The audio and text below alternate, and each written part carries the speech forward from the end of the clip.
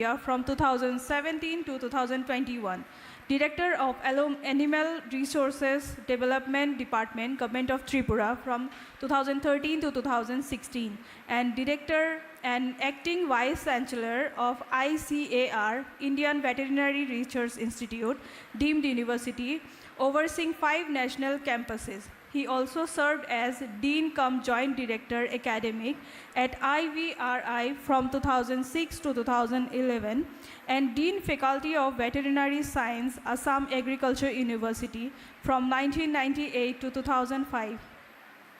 Recognized for his contributions, he is a recipient of the National Professional Excellence Award in Biotechnology and is a fellow of the National Academy of Veterinary Science and the Royal Society of Health, UK, among other esteemed honors. We now request Professor Dharmeshwar Das sir to kindly chair this session. With us for today's talk, we have our esteemed guest, Dr. Lalit Mohan Pant sir, Kathmandu University, Nepal, and President, Nepal Pharmaceutical Association, Board Member, Nepal Pharmacy Council, Medical Education Commission. Dr. Pant is a leader in Nepal, currently serving as an associate professor in the Department of Pharmacy at Kathmandu University. He plays a vital role in teaching, research supervision, and curriculum development with a focus on pharmaceutical sciences, particularly in drug delivery systems and pharmacovigilance. Beyond his academic contribution, Dr. Pant holds key positions in Nepal's healthcare sector. He is the president of Nepal Pharmaceutical Association, where he advocates for ethical pharmacy practices, policy reforms, and the professional growth of pharmacists. He is also a board member of Nepal Pharmacy Council, contributing to regulatory oversight and the implementation of good pharmacy practice guidelines. Additionally, as a member of Nepal's Medical Education Commission, he plays a crucial role in shaping national strategies to improve healthcare education.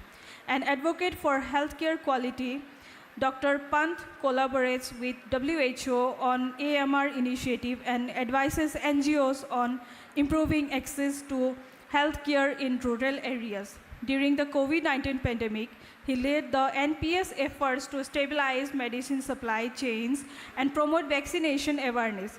His expertise on drug regulation, counterfeit medicines, and healthcare infrastructure has been widely recognized in Nepalese media, and he frequently represents Nepal in global platforms such as FIP World Pharmacy Congress. Now, I invite Dr. Pant to present his talk in front of us, and I request Dr. Dharmeshwar Das sir to kindly chair this session. Thank you.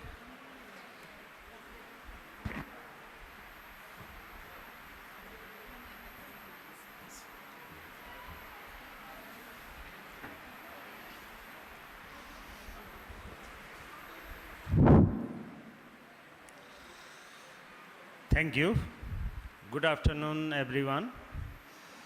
Respected chairperson of this session, the dean, other faculty members, students, and all the participants of this conference. I am thankful to Assam Downtown University for inviting me for this wonderful AdtU Pharmacon 3.0. Academic industrial collaboration. The word itself is self-descriptive, but the base it has is the everything that comes to the collaboration is the economic part. Economics is the necessary evil that we have to deal every day. And if we talk about the economy in the pharmaceutical sector or any of the other sector, there are two uh, opposite things that is composed of, the economy is composed of. That is the scarcity and efficiency. We have limited resources regarding human resource or other natural resources were available. And it is a challenge to use the scarce resource in an efficient way. And then comes the collaboration.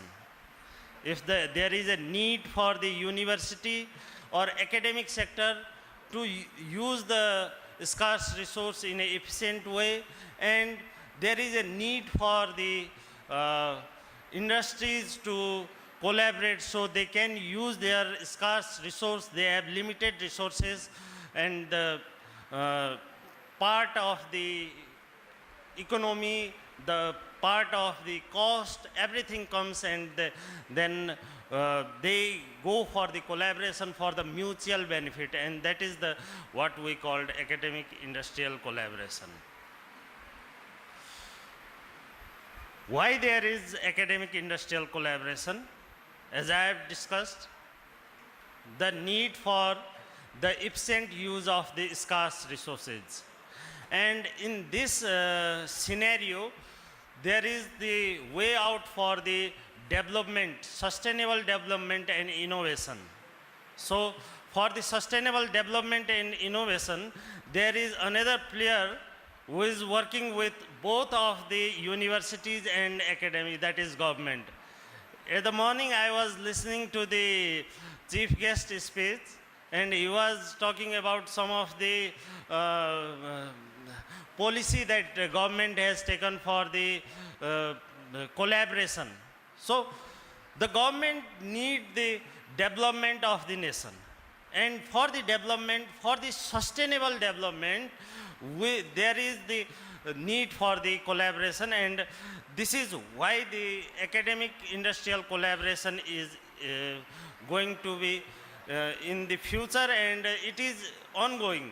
So the strategic partnership between higher education institute and industries that foster the innovation, knowledge exchange and technological advancement, it helps to bridge the theoretical knowledge to the practical knowledge. So in the classes you learn about the many things, many ideas. As the pharmaceutical sector is, pharmacy education is diverse field. You talk about the engineering, you talk about the health, you talk about the economics, you talk about the dispensing of medicine. Lots of stakeholders are there. So bridging that knowledge to the market and how it works in practice is the important part. So that is why the universities need the collaboration. And as this is the one of the goal of the sustainable development goal. So it is our priority that university and should be one step forward to make the collaboration with the industries. Looking at this, if you look after some of the research, the global scenario, these are the fundamental areas where they have collaborated in the R&D of the pharmaceutical sector. Universities and industry, pharmaceutical industries have mainly collaborated in the business economics. As I was talking, the economic part, the industry, what they have in mind is how to get business, how to get economic benefit. And the aim of university is to get the better education. What better education is? Better education is not delivering the content to the students. It is to make them feel what is actually going on in the market. So these are the basic points where they have the research. And if you see the graph of the last 30 years, the economy, the collaboration between the university and industries has increased in such a way. You can see that in 1991 there was few number of publications, only 0 publications that is collaborated, that has the collaboration between the university and industries. But coming to the 2020, we have around 4,500, nearly around 4,500 to 3,500 publications per year. So the graph is rapidly increasing. The need for the industrial and academic collaboration is rapidly increasing. The shift of the market in the knowledge-based product is increasing. So this is the trend of the global scenario. And in which way we can collaborate? How the universities and institutions can have collaborations? Basically, there are 4 types of collaborations. They can have research support, and usually in the developing countries, there are the industries, they support the universities. That is, there is no mutual benefits. They just think of the supporting the university as in kind. So the point, there can be an endowment or trust fund that can support the students in regular basis. That is the one of the type. Another is corporate research. Institutional agreements can be there. So they can have different conditions they can manage, and group agreement, institutional facilities, how to use the institutional facilities, and informal intentions for the cooperative research. Another is knowledge transfer. Universities, they have the knowledge. They have the beautiful minds. They have students, they have professors, and they have professors not only in the sector of pharmaceutical sector. They have the professor of different sectors. So they have the beautiful mind. So that can help the industries. One of the major source of knowledge creation is university, where the knowledge is developed. But in industries, the product is developed based on the knowledge of the university. So knowledge transfer, how we can transfer the knowledge. And there is another thing, that industries can collaborate with universities. So universities can get benefit, that their students get exposure to new things, what is going on, what is in the practice. So that is another type of collaboration. And technology transfer. Technology transfer. Usually universities have, in developed countries, they have the technology of the university. They develop the technology. Usually they develop the technology, and that is acquired by the industry. But in the developing countries, or in the countries that are underdeveloped, they have the least technology. And we are dependent on the technology of the industry. So collaboration can be in 2 ways. That is transferring the technology. So what motivates them, all of us, for the university and industry for the collaboration are basically 6.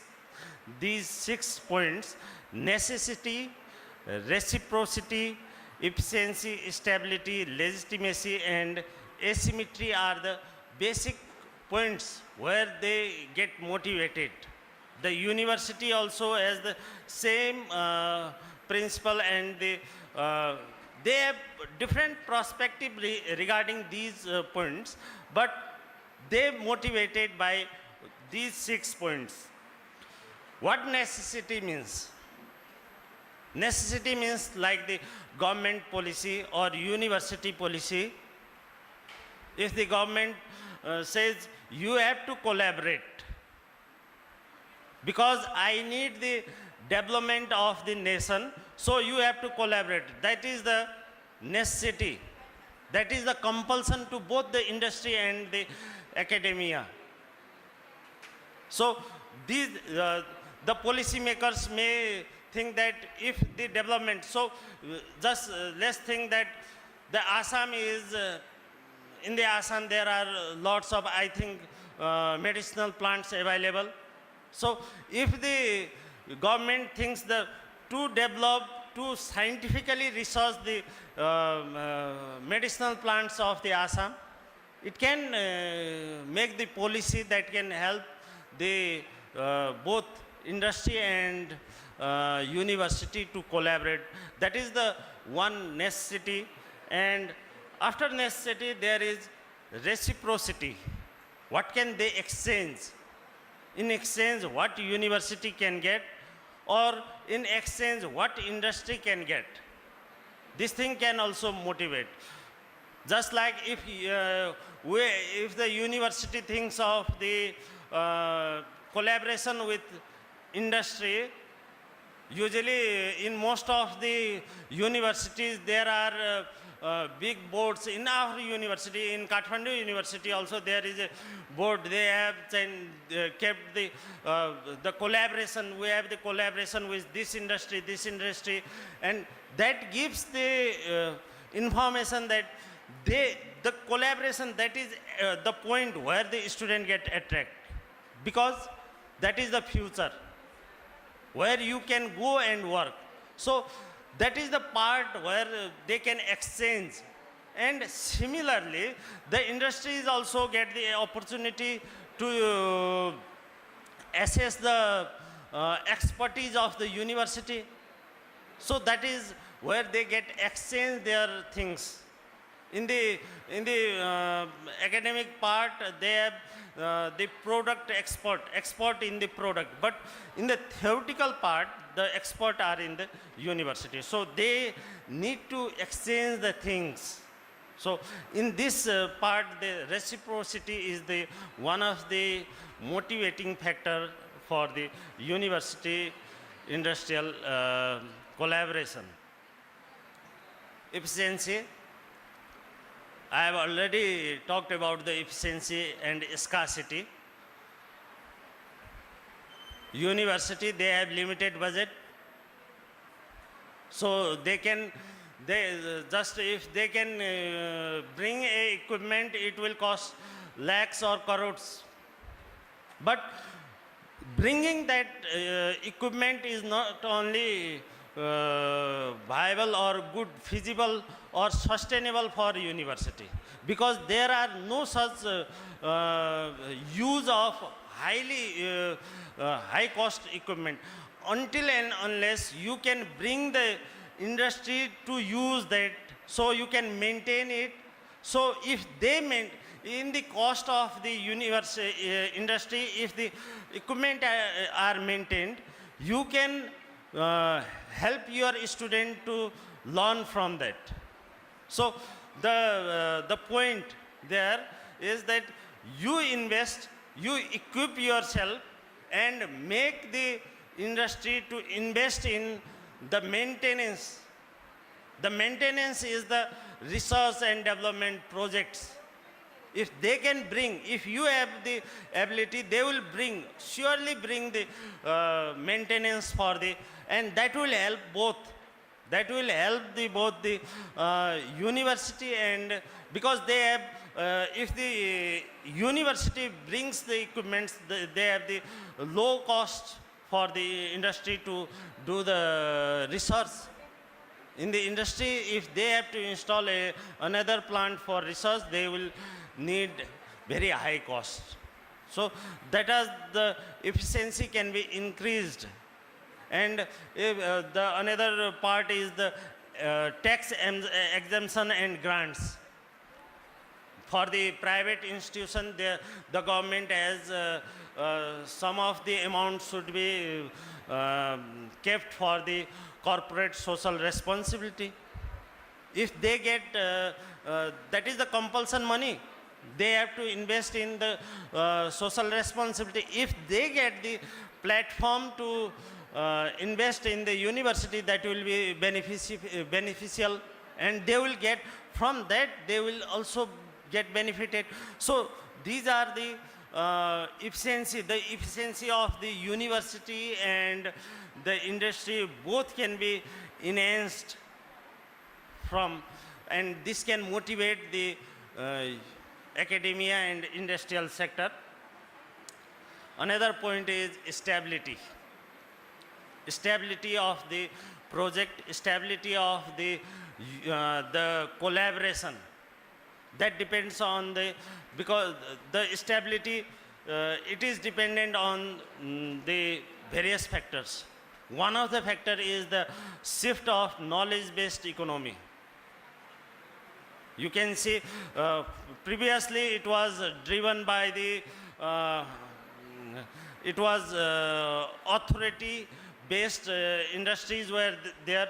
Now they have the collaborative approach. They listen to the every worker in the industry. That is the new concept. So now they are thinking that if they have to bring the product, they have to research. And who can do the research better than the university? So this is the one of the major factors that can bring the collaboration. This is the future of the university and industrial collaboration. And another is the better insight into curricular development. The universities can update their curricula. I heard at the morning that the curriculum of the universities in India is governed by the council. But in Nepal, we have some freedom. We have freedom that the universities can change the curricula as per the need. So that is the student can be get up-to-date knowledge. Basically, in theoretical part, it's okay, but in the practical sector, in the lab work, what is the new? So we can drive the student in research work that are needed in the industries. We can collaborate with the industries. The product for the master's dissertation or for the bachelor group work, we can collaborate with the industries. That can help them, that can make them, the student, visible for the what is coming next in their professional life. So that will be another part, and the stability regarding the publication of papers. The teachers, the faculty in the university, they are very much keen to get their paper published. That is the one of the major, everyone needs paper, because it is the profile of the academician is judged from the paper presentation and all those things. So that is the where the university seek, and for the paper to be published, there should be a research, and for research, and ultimately there comes the money, and the collaboration can help to get the money for the stability. So thus the stability is the one of the major factor that can motivate the university. And similarly, in the industrial section, we can see the multidisciplinary character of leading edge technologies that can be developed in the universities, access to research work or precursor to another collaboration, solution to specific problems. In the industry, what happens, most of the people are in the regular work, day-to-day work. They have the knowledge regarding the some of the part in depth, but not overall part. But university can give you a platform which can solve you the problem. If you have a drug molecule that you want to change its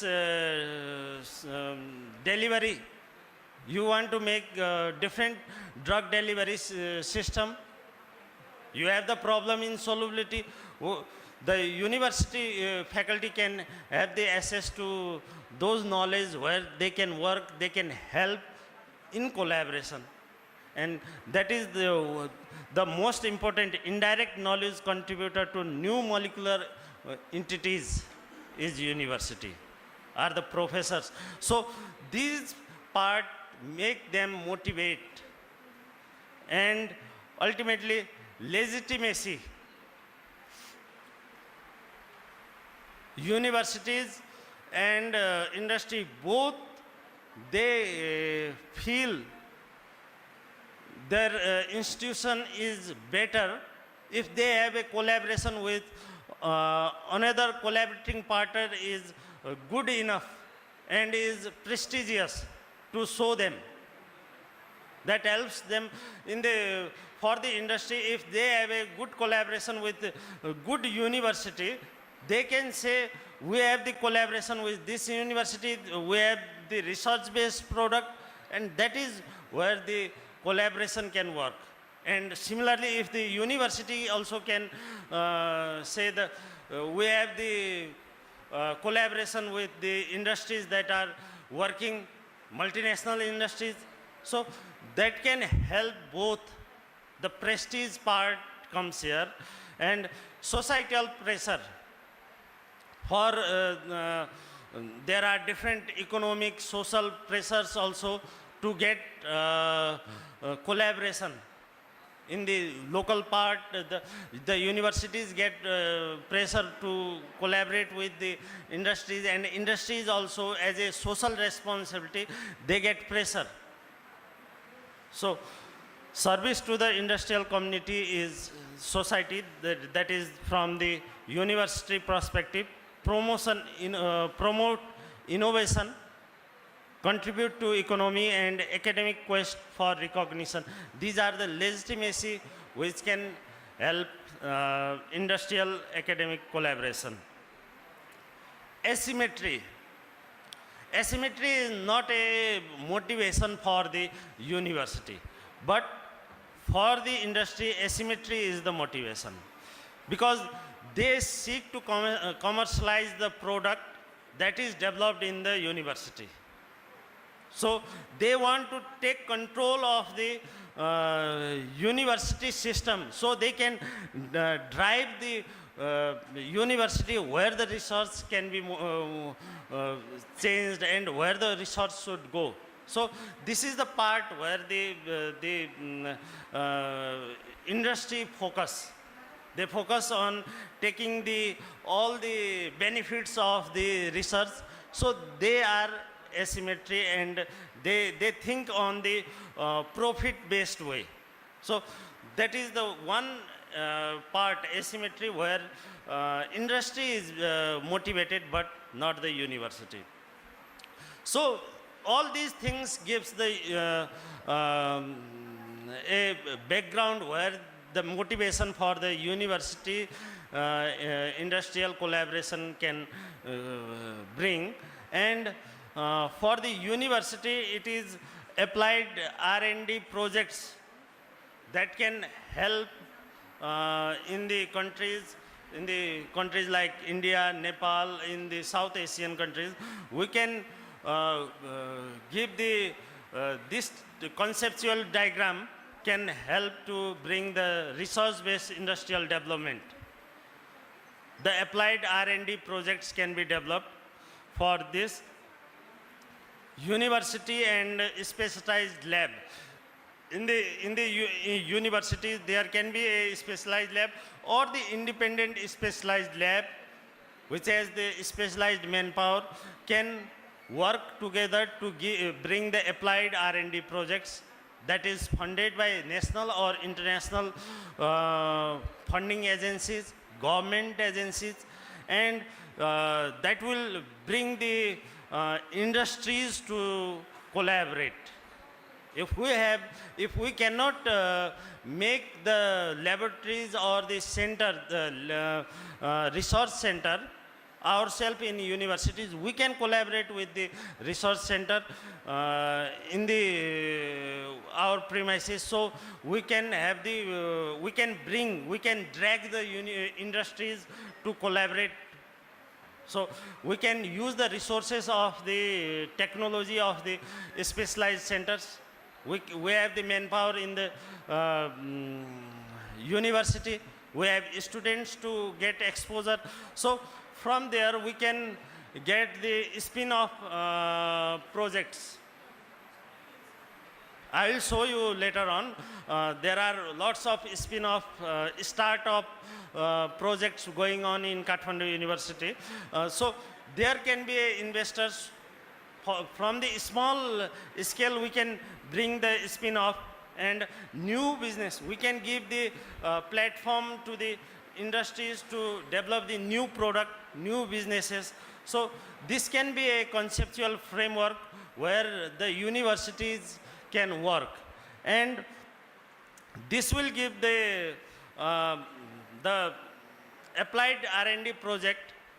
This can have a life cycle shown here. Basically, we have the life cycle of the project. It is dependent on the budget and the time frame. These two things are very important for the life cycle of the any project. If we do not have sufficient budget, or if we do not have sufficient time frame, the time frame should be defined. If the time frame is not defined, it will not get completed. And it should have sufficient budget. Initially, it has phase 1 basic research. This is very useful for the your bachelor project work or the master dissertation, because I think usually the project are done in last semester, so you have the limited time frame, 6 months, or you propose the proposal in the second last sem, and you will get the working time of 6 months or 4 months, that is last semester. So basically you have you need to explore. This is the very important part. And for the R&D projects, applied R&D projects, the idea what you are doing, and you need to be clear about it, what you are going to do. So then the application phase 2 comes, where the application research part comes. Is the evolution of scientific, technical, and socio-economic and environmental conditions for your project, and demonstration of feasibility. Is this project feasible or not? Then the phase 3 comes, the development for the optimization. Now you work on your project, you bring up some of the simulations, and you come up with the data, and is it working or not? And now then after that you try to make it more optimized, so it can be a better output. It can give the better output for the development of for the commercialization. So user safety, reliability, and reproducibility is the major concern at that stage, and after that you can go to the product and business, where your project ends. So in this concept, the universities can work, and together they can develop. Now I will little bit introduce about industry academic collaboration in developing economies like Nepal. We have the very challenge of because there are limited private sector. R&D investment is very low, and as it is developing economy, so there is the industries are of small scale, so they have the very low budget. So investing in industry, university, they think it is better to invest for another product in their own industry. They, they, that is the concept. So, and another problem we are facing is brain drain. The youth that are after finishing their bachelor or masters, they are going for the better future. It is obvious if you cannot provide the good opportunity, they will surely go. And they are moving, and fragmented industrial academic linkage. The linkage is very weak. So our association is sometimes working to bridge the gap by making some of the programs that can collaborate. And we have the high opportunity because there is no development, so there is opportunity to develop everything. So there is high potential in renewable energy, health technology, and agriculture technology. So these are the areas where we can focus in our country. And youth demography is around 40%, under 25, with untapped entrepreneurial energy. So we have very high mass of youth that is not utilized. If we can utilize it, that can change the scenario. So that is one of the conditions. So from global framework to local impact, academic industrial collaboration in action. What is going on in Nepal? Recently, we have a pharma conclave, second pharma conclave, that was on 5th of March. It is just recent, and this is organized by Pharmaceutical Industrial Association, that is, we call it APON, Association of Pharmaceutical Production. So we had a panel discussion there, and basically they have two themes for the Pharma Conclave 2. One is make, develop and innovate in Nepal. How can we make, develop and innovate in Nepal? The pharmaceutical sector, how can we do that? So during the panel discussion, it was very fruitful, and we concluded that the collaboration with university is the most, because the pharmaceutical industry in Nepal, they are working basically on formulation development. And there are lots of opportunities regarding the new drug innovations or the innovation in the product. We can have the opportunity of collaboration with university that can bring the new product with the previous APIs. So that can be one of the part. And another part is the collaboration with industry for the bioequivalence and bioavailability studies. Because industries, they do not have hospital facilities and all those things.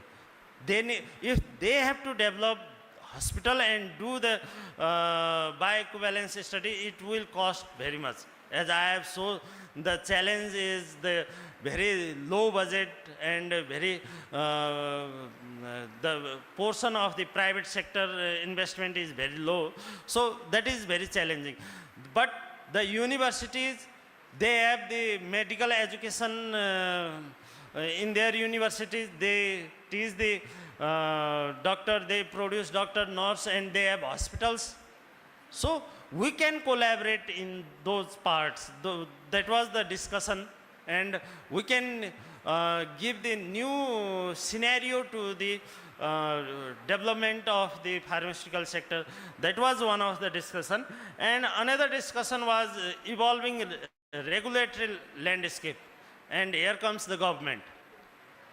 How the government can help and motivate universities and industries for the collaboration. So this can be another discussion part. Now I would like to move to Kathmandu University. This is the Kathmandu University premises. It is just like, I think, Assam Downtown University at the top of the hill. So similar scenario is there, but it is little bit cooler there.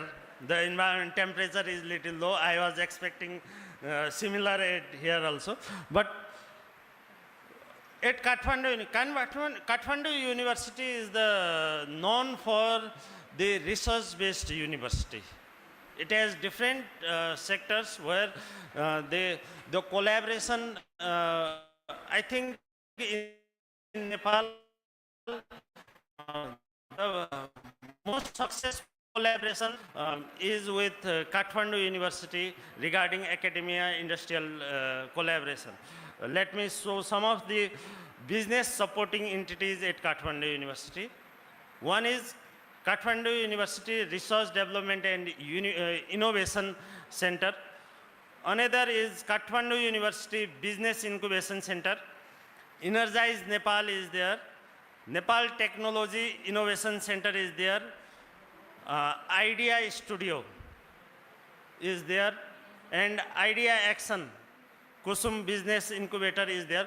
These are the business entities that help the student, faculties, and the researchers from outside also that can grow their new idea to the business. So they are helping.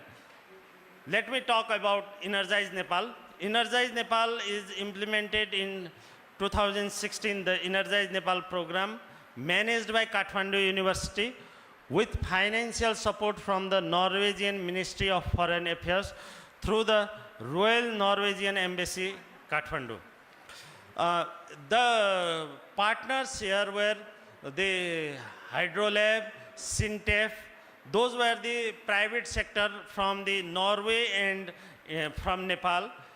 There are both universities. NTNU is one of the collaborating partner from Norway.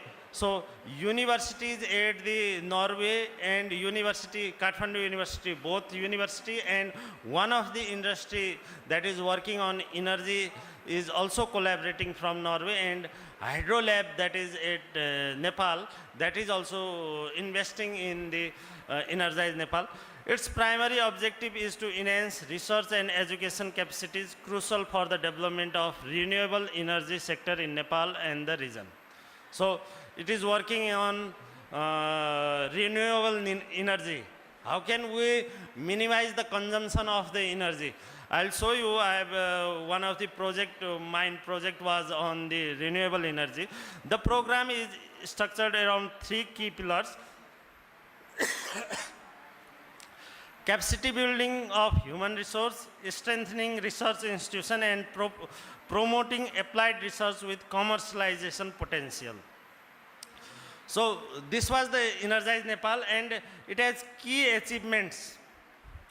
And I worked in one of the project that is integrating earth-air tunnel heat exchanger for minimizing energy consumption of HVAC used in Nepalese pharmaceutical industry. The research has shown that in the pharmaceutical industry, the energy consumption by HVAC is around 65% of the total energy consumption in industry is due to HVAC. And the concept of this integrating earth-air tunnel is to, if we dig the land and go around 3 meters down, the temperature is almost constant, around 18 to 20 degrees centigrade. And in pharmaceutical industry, for the manufacturing, we usually make room temperature around 25 degrees centigrade. So the concept was we can bring the air through the tunnel that is dipped around 3 meters down, and the temperature is maintained around 18 degrees centigrade. If in the summer the temperature is around 40 degree, it will bring the temperature to around 18. So we have to just make 5 degree centigrade of to the 25. And in the winter season, the temperature is around 5, 6. So it will bring the temperature to up to 18 and we will bring it to 25. So the energy consumption to take to from 18 to 25 is less, and it will minimize the cost of the energy consumption. So that was the concept. We have built the one of the demo in the pharmacy department. We have HVAC system in the pharmacy department for the industrial lab. So we demonstrated in that lab, and it was successful. And another interesting part is that the research was not only limited in pharmacy department. The research was invested by the HVAC company that has supplied to the university, that has also supported to the technical part, and we have the support from the Department of Mechanical Engineering. So collaboration this will bring, if we can bring this to the pharmaceutical industry in real, that will surely help. And so these are the concept where we can work.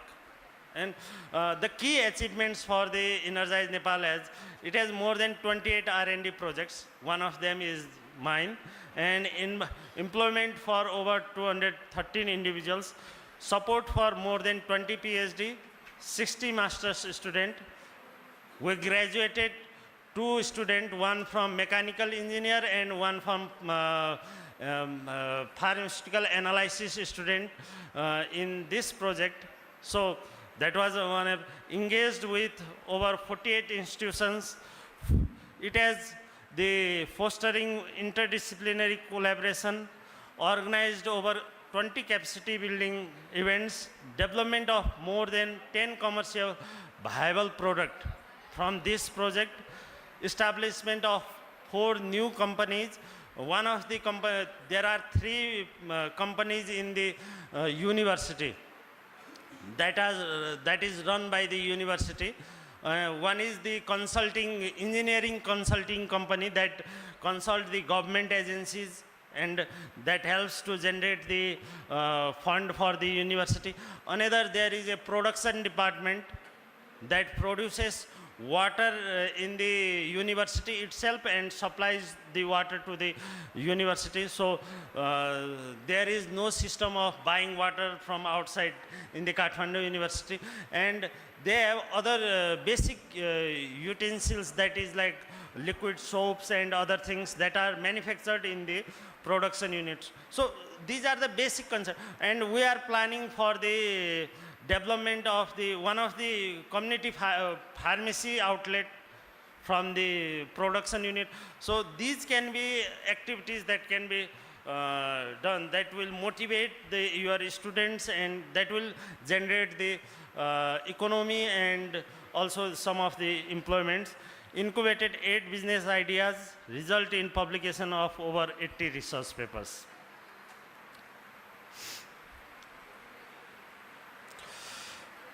Nepal Technology Innovation Center. This was established as a integrated rural development project supported by KOICA, Republic of South Korea, and it is handover to Kathmandu University. It is inside the premises of Kathmandu University. Its aim is to bridge the gap between research and practical knowledge. It invests in small projects that can be implemented at the local level. And it has the concept of NTIC Idea Khoj that focused on agriculture and rural development, because Nepal is one of the agriculture-based countries. So they have focused in agriculture and rural development. The small technological change that can be made in the agriculture, that is helped. Alternative and renewable energy, health-related livelihoods. 10 business were adopted business concept were adopted, shortlisted for the this project, and 5 selected startup. 5 were selected for a startup, and they were given 5 lakh money. Each startup was given 5 lakh, and each startup was given the training for 1 year.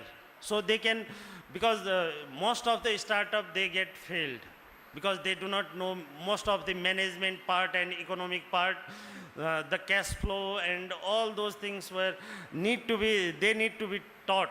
So where we can work on there. Another is Kathmandu University Business Incubation Center. This was established in 2014 with a mission to create a center of competence to facilitate and support high potential ideas from the student, researcher, individual inventors into product and business. Many of the ideas were adopted, they were incubated, they were funded, they were taught through this incubation center. And the objective is to commercialization of the potential research ideas. The commercialization, there is not success every time, but few get successful. One of them was agrobiotech, that is the successful story of the agrobiotech that grew the cell culture products. One of our students from environmental sciences has the beautiful horticulture farm they have developed from this. And one of our students from mechanical engineering, they have developed a service center, that is Gaia Innovation. So those are the few success stories. It has incubated many of the concepts, but few are successful. But that few can make the change, make the idea, we can bring the change. So that is one thing. And another is Idea Studio. It has said, "Soch dekhin udyog samma." The soch means idea, and it will move to the industry. So the concept is it brings the new ideas, they discuss the new ideas, they give the platform, national platform in the television, and there are they groom the ideas, and the university is worked as a knowledge partner to those new ideas, how to help them. So in that the Idea Studio worked, it is working still, it is working. So that was regarding the Idea Studio. And in Department of Pharmacy, what we have in Department of Pharmacy? We have NPL, KU, Bioequivalence and Bioavailability Center. This was the support, this was established from the support of Nepal Pharmaceutical Laboratories Private Limited. Nepal Pharmaceutical Laboratories Private Limited is one of the leading pharmaceutical in Nepal. So they have supported the establishment of lab, and some of the bioequivalence studies were performed at those labs, and in which some of our faculty members got their PhD research. So that was one of the development. And another is the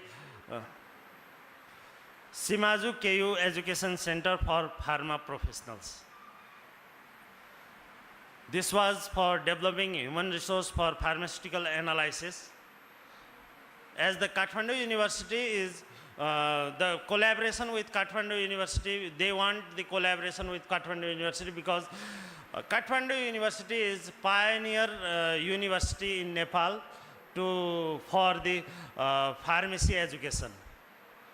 In 1994, it was BPharm program was started from Kathmandu University. So most of the industries, they have Kathmandu University alumni. And so for the better prestigious event. The Simaju has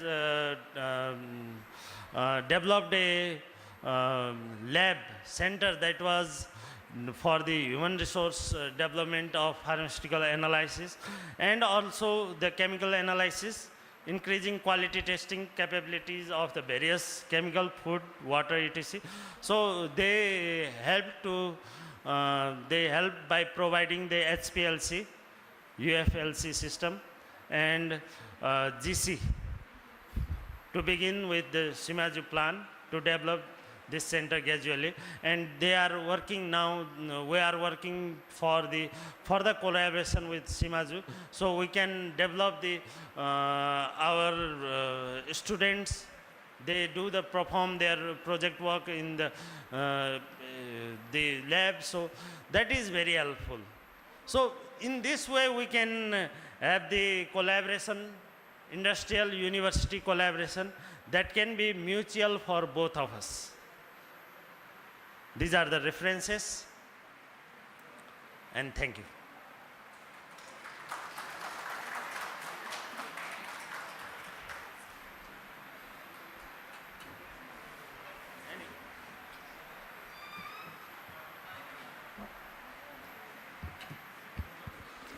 I would like to express my sincere gratitude to Dr. Pant for sharing his valuable knowledge with us today. I would like to extend my heartfelt thanks to Professor Dharmeshwar Das sir for chairing this session. Now I would like, sir, please open the session for questions. Okay, thanks a lot, Professor Pant, for your nice deliberation. You have given us some very important focused areas. But before I make my concluding remarks on your discussion, I would like to request the audience, the students, faculty members, everybody, that they can also interact with you. If there is any particular questions or some queries, we can have those from Professor Pant.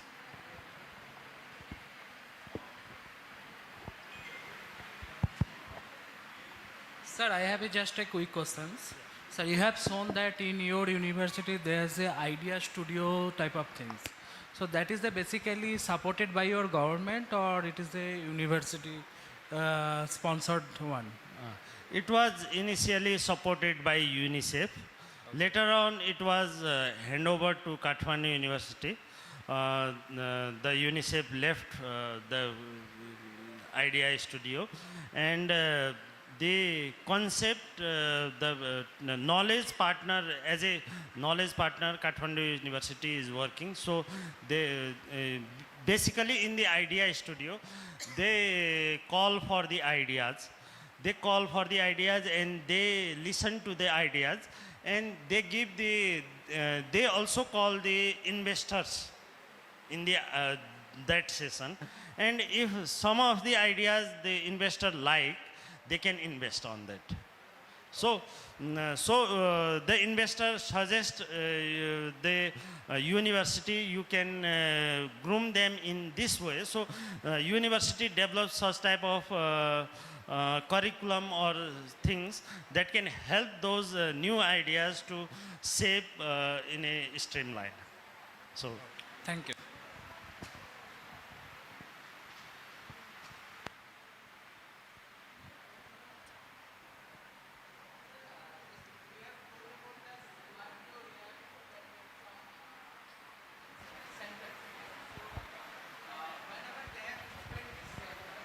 Now, how a center, is it running that anybody can go and they can carry out their sample analysis, and then revenue is sharing from the Simarzo, and your institution, is it going through in that mode or any other no, mode? no, no. That is not going on that way. But the initial concept was that university will take the in charge, and it will develop further. So it can bring the samples from other part also and can do analysis. But that is not going on. But for that, now the NTIC, as I have included, that is developed by Korean Koika, and it has latest instruments also there. Uh, they charge the fee there in the NTIC and for their basic running. But the collaboration, as we have thought, is not still going on, because I have shown the challenge that the industries are, they are in just starting to collaborate, but there is no such vast. In India, I think they have the good collaboration with university and industry, but in Nepal, it is still back. So that is coming on. There is no such thing now, but we can, it goes through the department, we can check the sample of others also.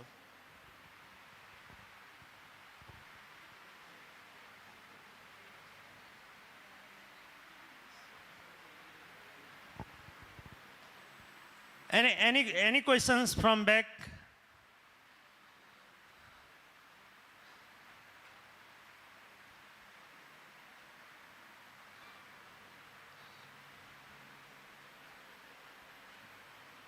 Sir, you told me one about energy saving, that is tunnel. Yeah. That is cost effective? It is a single time investment. So, yeah, we have done in the simulated project of our lab. It has bring the outside air temperature to 18 degrees centigrade. So it has, during this summertime, we have done the project. So it has bring the temperature around 18 point something. That was, the outside temperature was like 26 degrees centigrade. So it brought to 18, that is around 8 degrees centigrade was decreased. So that worked. Actually, in the pharmaceutical companies in Nepal are in the Tarai region, where the temperature in summer is around 40 to 45 degrees centigrade. So if we can bring that temperature to 18 degrees centigrade or decrease by 10 to 15 degree also, it will save lot of cost. We can use on large scale also. Yeah, it can be done in large scale. We have done in the small scale. There may be challenges, there are challenges to scale up, but it can be done.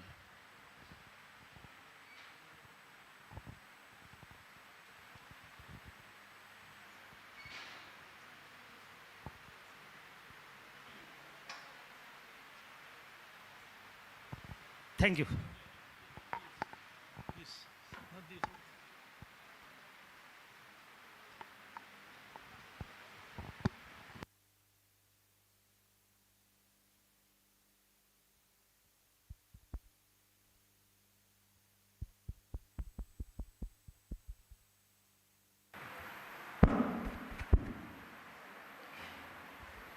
At the very outset, I extend my heartiest congratulations to all of you for organizing this international conference. And that too in a topic very relevant nowadays, that's the academia-industry collaboration. Professor Pont, he has given a very good narrative about this subject. And I think all of our faculty members, as well as the students and the delegates who are attending this conference, they will be much benefited out of this lecture. I think this is the theme of this conference, and accordingly, Professor Pant has given justice to this theme, as well as he has narrated the theoretical as well as practical aspect of this, as well as his experience and the success stories of this experimentation, which was started long back. Earlier days, we talked about extension education, that is transfer of knowledge from the knowledge institutions to the field. That was called lab to land. That was the concept. It was long back when we were studying in our undergraduate, postgraduate, and when we were serving in as different capacities. That was the concept. Gradually, that concept has changed. It is not that what the knowledge institution, that is the university or any colleges or any institutions, whatever knowledge they develop, it is disseminated to the society through different means. There are different means of transferring knowledge from one end to the other.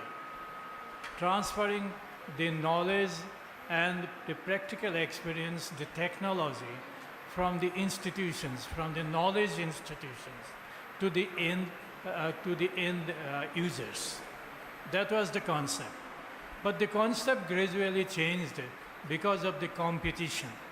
Because there is always competition, there is always the need of something more, which is very cost effective, which is applied everywhere, which is very beneficial to the human society and the society's development. That's the concept, and because of that concept, these particular areas of industry-academia collaboration develop gradually. Earlier, you must have seen that the universities are one end, in one end, the industries are another end. People did not think that we can do something, the university people also do something in the industry people. But in developed countries, it was not that. In developed countries, if we see in America, most of the universities are funded by the industries, because they know that they are the people who can give us the seeds which we can sow and we can do the business, we can feed the people. So that concept was earlier there in those developed countries. Now it has come very strongly to India as well as other Eastern, Southeastern Asian countries. Professor Pant, he has given his narrative about this subject, how industry academia works, how this collaboration works, and what are the principles behind this collaboration and how it should progress. He has very nicely deliberated in that. And after that, he has deliberated for some of the examples citing from Nepal about this collaboration, about these initiatives. He then also deliberated on the Kathmandu University's effort in this area.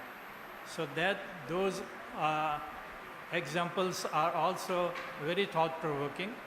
Then also he discussed about the Department of Pharmacy and also different other organizations involved in this. So altogether, he has given the idea that how it works. This, he started from the Sustainable Development Goal. In almost all the Sustainable Development Goals, they are dependent on this academia and industry collaborations. Whatever the technology, whatever the procedures are involved, these are all developed by the institutions, and to the collaboration of these industries, these are materialized. Now, university, if you see the knowledge institutions, they nurture knowledge, they develop knowledge, not only the old knowledge, but the new knowledge they create. That's the beauty of the university, the knowledge institution's job. But it has got no meaning if it doesn't go to the society, if it does not help the society to bring into life. The life is changed, the life is improved, the livelihood is secure. Unless and until these things happen, it has got no meaning. And that is why, since maybe about 10, 15 years from now, this collaboration is now gearing up.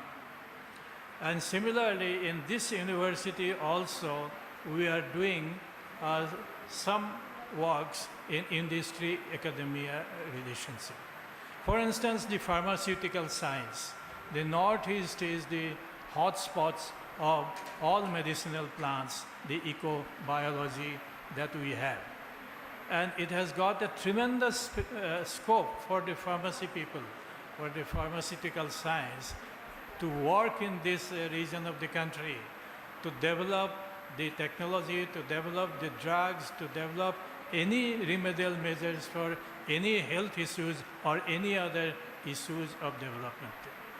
So this is definitely, this particular conference will give some insight to this, as well as they will give some more ideas about that. I can give you some very small example. I was also involved with Nepal in one operation. That was in 2002, long back, about 23 years back. We developed a drug, as well as we experimented this drug in tranquilization of the rhinoceros. So what happened in 2002, World Bank, that World Wildlife Fund, they gave a project to Nepal government. And they were to examine this technology. They were to find out how it helps their country. So there was a problem in that case, in that, at that time in Nepal. That Nepal, you have a Chitwan National Park. I talked to Professor Pont also about this. Chitwan National Park, rhinoceros habitat, just like our Kaziranga and Povitara. And in that Chitwan National Park, what happened, the population of rhinos increased like anything, and it went beyond the carrying capacity of that national park. So they are to transfer this, some of the rhinos to the about 500 kilometers away, the Baridua National Park, they wanted to transfer. At that time, we had the technology of tranquilization and the drugs and other things. But there was a world forum, and we were also the team member there. We translocated the rhinoceros from Chitwan National Park to Baridua. That was a success story, and that's how it happened. And these drugs industrialized, this was done, and this is used everywhere in the world. So that's how we work in case of academia and industry people, and also the field people, and most importantly, the livelihood of those people who are living around the fringe areas of those national parks.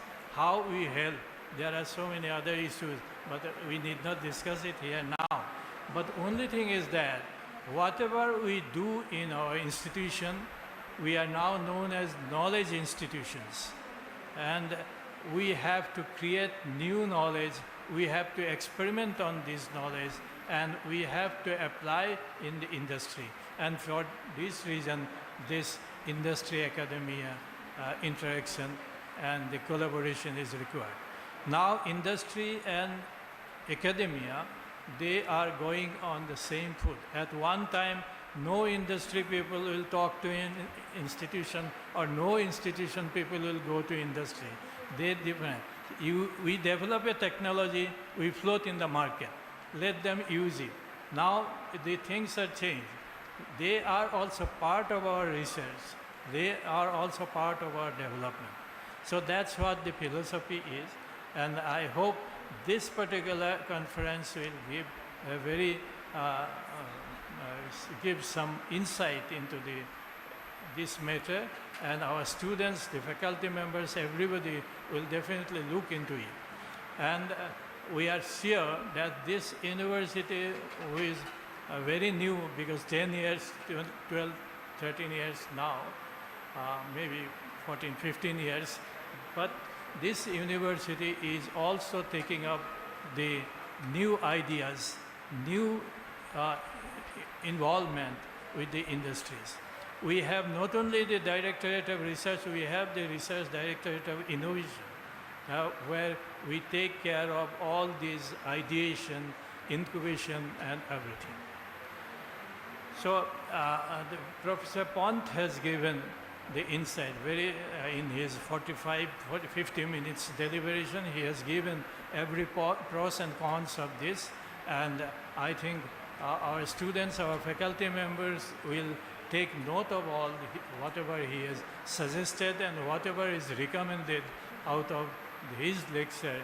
This will be very fruitful to our people, particularly the people working in the field of pharmaceutical science. With this, we thank Professor Pant for his nice deliberation and talking about the very important aspects and areas. I think our students and the faculty, they will be greatly benefited out of this. I once again thank Professor Pant and the organizer for this, giving me also to speak for a moment on behalf of our guest, as well as our ideas, how we go about. With these few words, I just conclude this session. Thank you so much.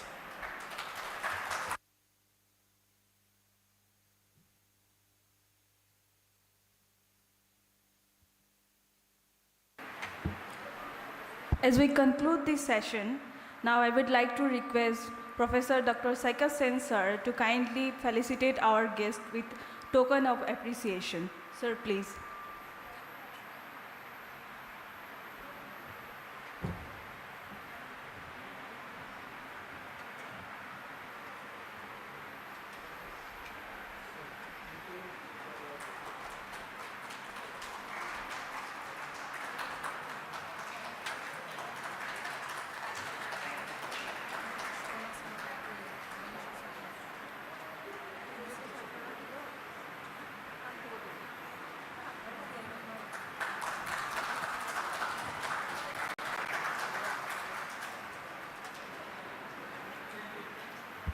Now I request Dr. Manas Pratim Pathak sir to kindly felicitate our chairperson for this session, Dr. Dharmeshwar Das sir.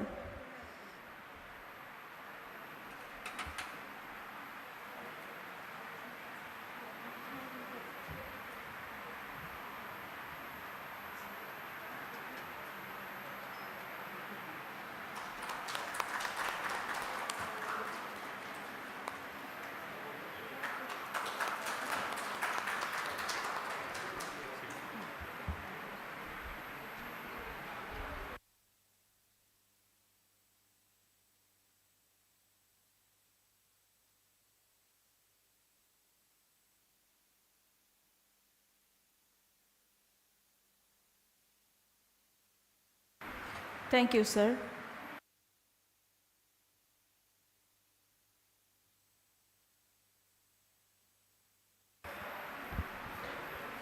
Now we have our esteemed judges who have generously shared their valuable insight in evaluating the poster presentation. I would like to call Dr. Manish Kumar Gautam sir to felicitate our Honorable Judge Dr. Meenakshi Bhattacharjee ma'am, Associate Professor, Faculty of Science, Assam Downtown University.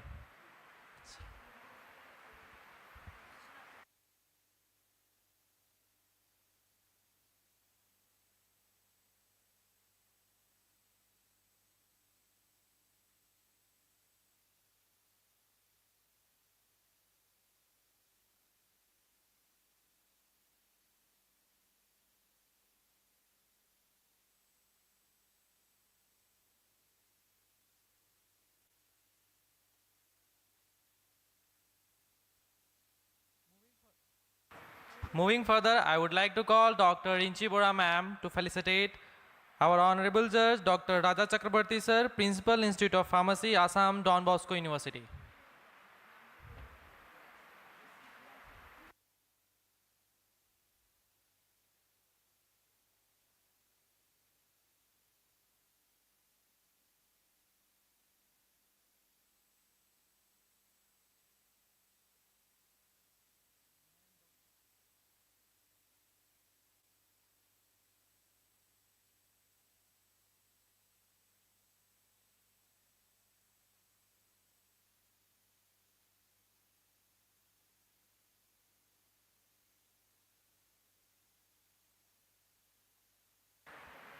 Now I would like to call Dr. Pyalide ma'am to felicitate Dr. Nayan Talukdar sir, Associate Professor, Faculty of Science, Assam Downtown University.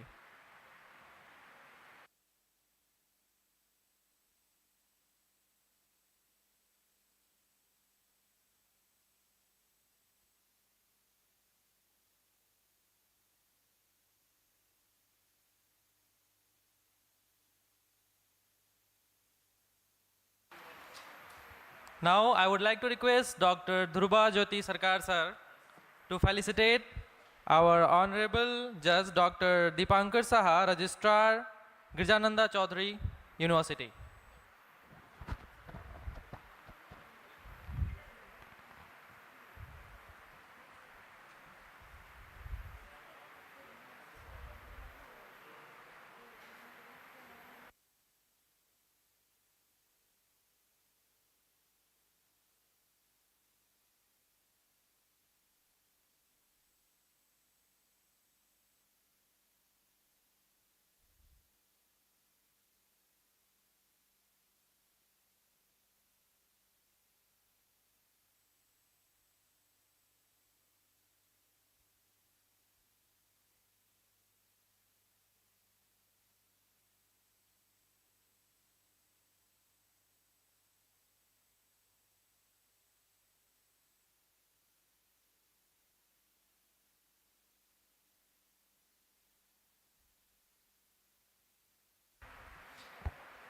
Now I would like to call Dr. Manish Kumar Gautam sir to felicitate Dr. Suman Kumar Samanta, Associate Professor, Faculty of Science, Assam Downtown University.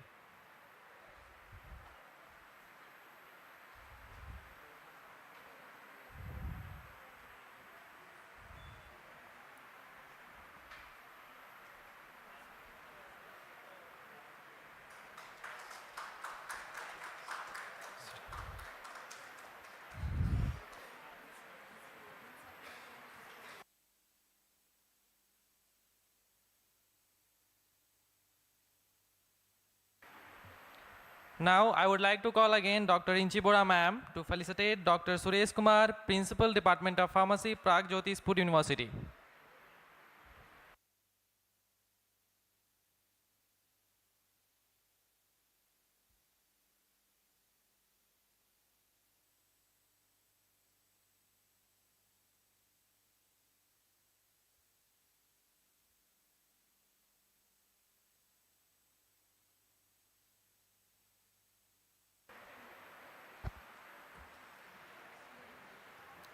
Dear delegates, as we conclude the first day of AdtU Pharmacon 3.0, I would like to extend my sincere gratitude to all our distinguished speakers, panelists, and participants for their insightful contribution and active engagement.